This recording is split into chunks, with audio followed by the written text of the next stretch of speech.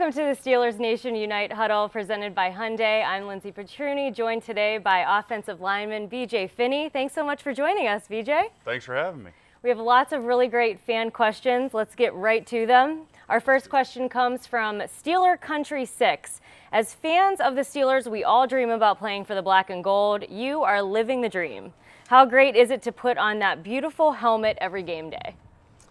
Honestly, sometimes, they're coming up on year 4. It's still unrealistic to me because I sit in my locker and I'll look at it. I'm like, man, I'm holding the helmet in my hand, and I'm like, I'm actually playing for my childhood dream team, and just to have that realization set in again, and the little kid never dies. That's awesome. Punky asks, do you enjoy playing when it's cold or snowing? I kind of enjoy the snow. Snow games are always fun. Didn't have a lot of them growing up, so it's just kind of different. Steeler Girl from Ohio asks, what is your favorite part of training camp? My favorite part of training camp, I'd have to say, is the camaraderie that grows with the guys being out here, away from the south side and the facilities. Like one of the main reasons we're out here is to build that brotherhood and that camaraderie and that bond. And that's one of the favorite parts of just seeing how everybody interacts and around each other and just kind of growing together. It's a long, difficult process, but it's a lot of fun to be a part of. What's it like just being here at St. Vincent College, getting away from all the distractions and just all being here in one place for a few weeks together? It's really nice, honestly, because it takes us away from all the distractions, everything of everyday life. We're out here, we're focused on football, we're trying to get ready for the season, and it just being removed from the situation of the everyday world is really good for us. Steeler in Michigan says, I really enjoy you being a Steeler. Do you get a good amount of satisfaction by beating a defensive player in drills? There's always that satisfaction when you beat another guy in drills. That's just ingrained in you as a competitor. You always want to beat the guy you're going against, no matter if it's a teammate or an opposing player. So anytime you can get a win, it's good. Rick Ramage asks, what do you eat before a big game? Generally, I keep it kind of light. I go chicken, rice, broccoli, whatever my wife can cook up. If I'm at home or and we're at the hotel, it's, chicken, rice, and broccoli. That's what they have. No carbs? That's where the rice comes in. Okay. All right. I was thinking maybe pasta or nothing heavy like that, huh? No, I don't eat anything too heavy on the day of. It's usually the day before that, you try and carb load up. Okay. Steeler Superfan Dad, there you go, pretty legit name there, yeah, asks, do you still get people asking you about your video that went viral when you were signed by the Steelers as an undrafted free agent? Yes, I still get that brought up to me every time. What kind of, can you take us back to that moment and just, obviously you get asked about it all the time, but the emotions that were going through your head? Well, that weekend, it just wasn't the video, it was the culmination of the weekend.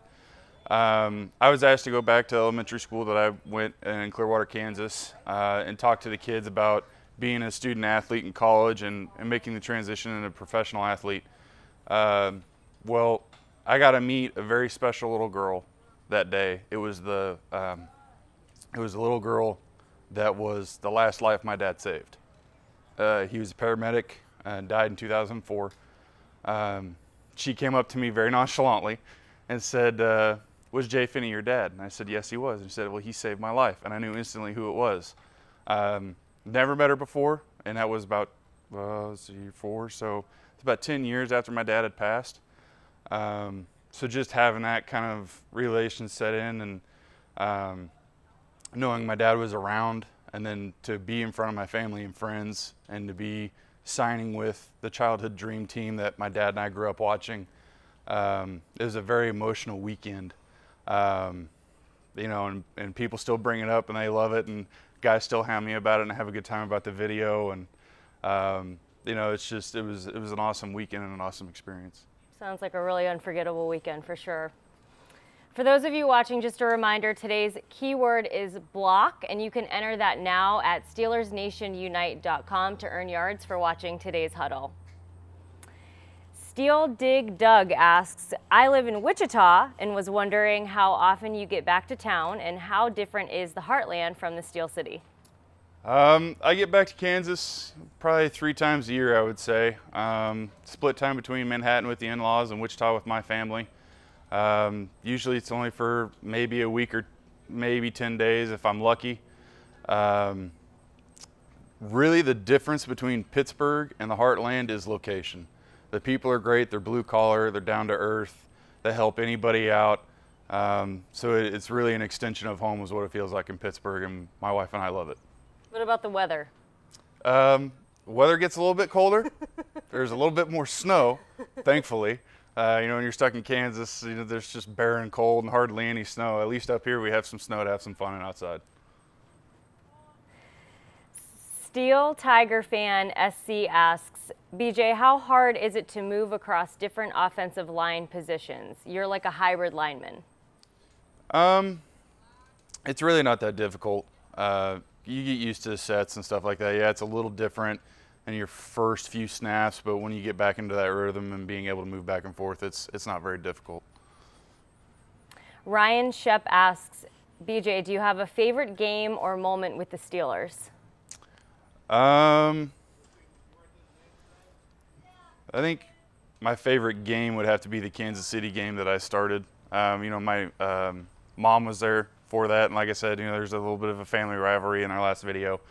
My uncle was there. My aunt had just passed away. She was a huge Kansas City fan, and my dad and I, being Pittsburgh fans, we felt like we had to have those two there. And that was when Le'Veon came back, so I got introduced, and it was just kind of like the stars aligning for that to be a very special moment for us, and it was. And so I think that's so far my most favorite moment to share with my family.